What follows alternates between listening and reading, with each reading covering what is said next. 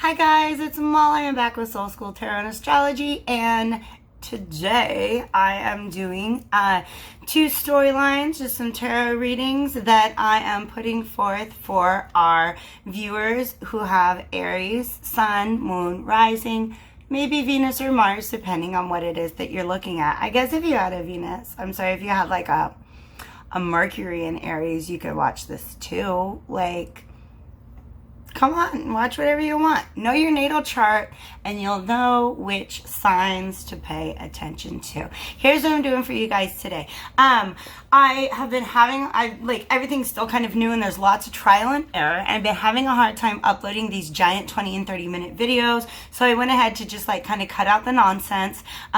You Aries are very action oriented, so I hope you appreciate this. No, I'm not having you guys watch me shuffle or deal. I've actually got my spreads out before me and I am ready to deliver these two storylines for our Aries, Sun, Moon, Rising, Venus and Mars for the period that is going to be kicked off with this Pisces full moon on the 14th. Okay, I'm going to get a little sip real quick. All right. Well, if there's one thing I could give you guys today besides these two storylines, it would be a great big hug, all right? Because whichever one of these is applying to you, I can definitely say that you guys have your work cut out for you right now, okay? I've been seeing a pattern evolve with some of these. A lot of these readings, a lot of the signs, we end up with one storyline that has to do with truths outside of you being exposed, and another one that has to do with illuminating truths that are inside of you. So, our first storyline is... I'm really glad that I have this message to deliver to you today because I want you guys to be vigilant, okay? Our first storyline is essentially about a shady bitch who coming after you, Aries, okay? Maybe it's you. Maybe you're being shady and you're about to be exposed, but somebody in your life, if you can relate to this storyline, is being a real Queen of Swords reversed. If you know what I mean. Yeah, this is somebody who is being manipulative, gossipy. It may not even be a female. We got chismosos out there. Is that what they're called? Yeah, chismosos. That's what I used to call all the dudes, all these high school boys that would stir up all this gossip. Come on, that's what girls are supposed to do in high school. All right. So this is somebody who is not only they have negative intentions towards you, they're probably engaging in negative communications or trying to twist the representation of you that other people are getting. But this person is if they're not performing some kind of magic on you, they're definitely channeling negative intentions towards you in the world. This is the trickster card. This is the manipulation. This is somebody who is using their power in a way that they're probably hiding what their intentions are, okay? So it's sort of a misuse of power, if you ask me. Somebody who is probably channeling some pretty negative mojo your way. When I went to clarify the Magician reversed, I got the Page of Swords reversed. So it makes me think that there's somebody out there who has maybe they're telling falsehoods about you, okay? Or maybe you're out there spreading stuff about somebody else and the cards needed to call you out. Because whoever this Queen of Swords is, this energy is just building, okay? The universe is going to come along and strike this tower down and everybody's going to see what this person has been up to, okay? Another confirmation for that, for me, is the Seven of Swords reversed. The fact that somebody's deceptions are going to be revealed. Now, the tower doesn't just represent chaos, it represents a dramatic shift in perspective. So this says to me that you may not even think that this person would ever do that to you or would be wasting the time to do that to you. This person, in fact, when I ask what's their beef, this person may have been so inconsequential to you to begin with that you're not even thinking that things that are going wrong in your life are because of this person, this Queen of Swords reversed, okay? So, my question about why is she mad, though? And we have this story. line come out with the Six of Pentacles in the middle. So that draws my attention, the fact that there was some sort of exchange between the two of you that this person was not happy with, okay? They felt like they worked their freaking butt off. They felt like they martyred themselves. Whatever it was that they gave into this situation, into this trade, okay, they see it like it drained them. It put them down. Like they really did all they could, and they're sitting there like feeling like a total martyr about it, okay? Like, why did I even go through all that stuff for somebody who what they put into the exchange was just kind of some like, yeah, meh, whatever, probably half-assing it, okay? This person's concerned with these cups in front of them, and you hold up this cup and they're like, yeah, okay, whatever.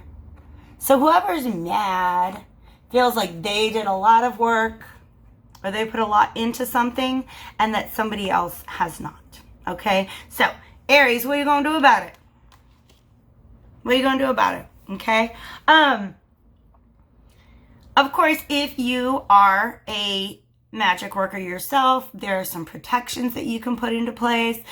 Do some research, talk to your guides, your goddesses, talk to your community. What are things like, I had to go through this a while ago. I swept my whole doorstep with Russian sage. I had to do a line around my yard with some black salt. So there are things to do if you feel like somebody is throwing some negative magic your way, okay? If that's not your jam, if that's not your bag at all, and you're not into that, you're just trying to figure out, well, how do I just like a normal muggle deal with this? You just gotta walk away. You just gotta walk away, okay? This was not a good deal to begin with, all right? This Six of Pentacles, it was never meant to be a fair trade, I don't think, all right? Even if like whatever this trade was about, like it wasn't achieved, okay? There's no value in this. This is unhealthy. And if you continue to feed this, it's just going to be very, very unsatisfying. All right. So it's the kind of thing that if you can identify who it is that's targeting you in this way or trying to like spread lies about you in this way, this is a prediction that they will be exposed. Okay. And that's something that you're essentially just going to be able to leave behind you. The Eight of Cups reverse and the Four of Cups reverse both show that this is not necessarily anything that you are emotionally invested in.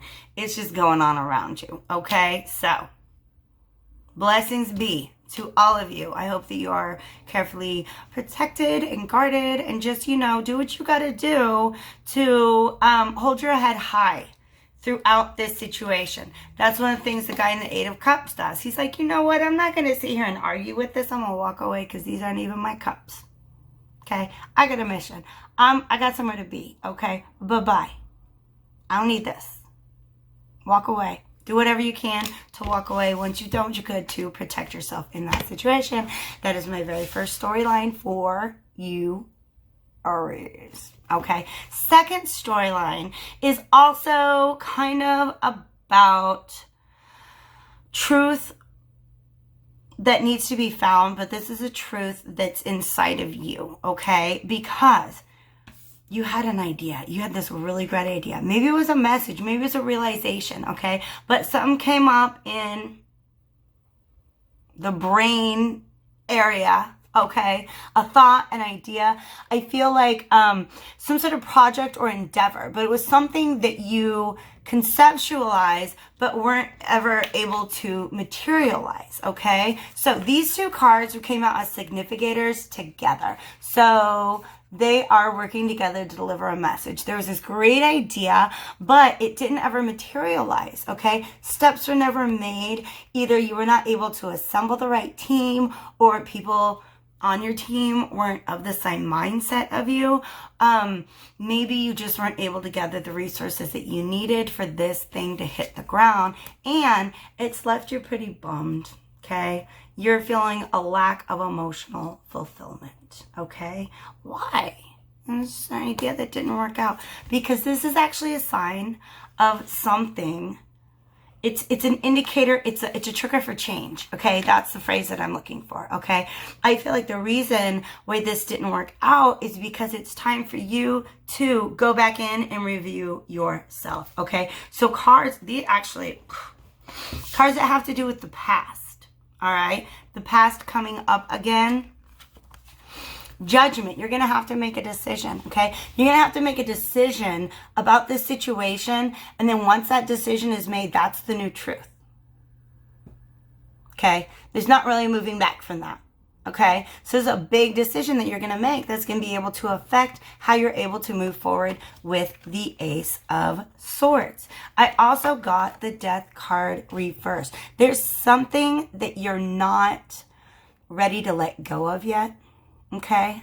And I don't think that's necessarily a bad thing. Sometimes the past comes calling because I'm going to get the card right. There is something there that really brought us joy. Okay? So, Judgment is about calling up the decisions that you've made in the past, okay? The way that you've operated in the past and bringing that into the future, okay? The Death is about being in the present and not being done with the thing that you had in the past because you're still nostalgic about it, okay? So I don't feel like this is necessarily a relationship reading. It could be a project reading. It could be a number of things. It's definitely something that involves the matters of the heart, okay? So, another indicator of the need to look backwards before you can move forward is we have the Six of Wands reversed. I pulled up two clarifiers, and oh my gosh, these two cards are like two sides of the same coin, and they both came up reversed, okay? So let me talk about the two sides of this coin. The Lovers is the number 6. Devil is 1 + 5. That's 15. But it's equals 6, okay?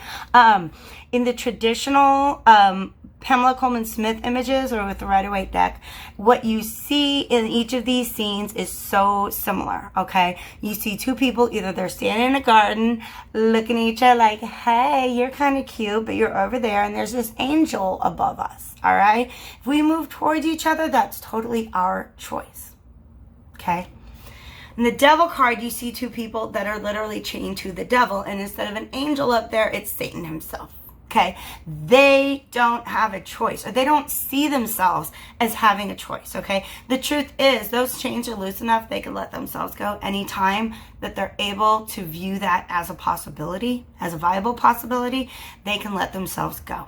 All right, you can let yourself go. All right, there are two ways to go. All right, so the fact that the Lovers card and the Devil card showed up like as one, like they're all united like this, okay, means that you need to pay attention to the choices that you have and the choices that you don't, okay? There are many, many ways in which you're not saying no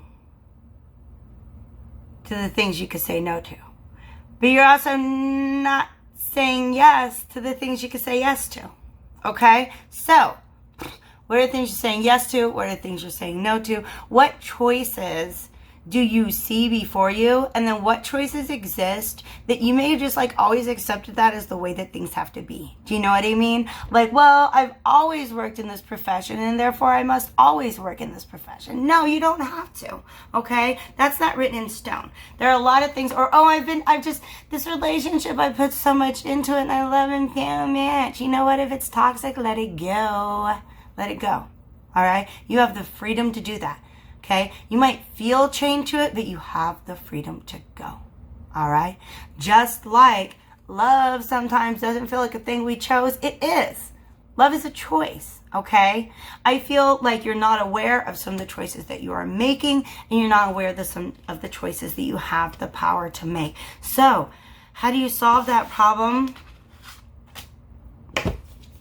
The most dealt card in this deck all week long has probably been the Hermit, okay? You got to go within. Okay, this little light of mine. You gotta listen to it, okay? You gotta get some time alone. Go back to the drawing board. Think about what's really, really important to you. Think about where your power lies when it comes to the choices that you make. What are voluntary choices and what are involuntary choices? And how can you take back the power and make a choice in some of those situations where it feels like you don't have one? Makes sense? I hope, I definitely feel like I'm getting more cohesive messages out to you with this style of reading, but just me being who I am, the words aren't always clear. There's just a lot of them. So, storyline number 1, somebody's truth about to be exposed. Storyline number 2, it's time for you to go back to the drawing board and check in on the choices that you're making and not making in life and empowering yourself to put more of that in your hands. So, yes, blessings to everybody here. Please definitely take a moment to like, share, comment, subscribe. If you are interested in grabbing a reading, I'm going to send you a video that's something like this. All the links that you need are below. And Aries, I hope you make it through this really, really watery week we have ahead of us. Take care. Thanks for being here.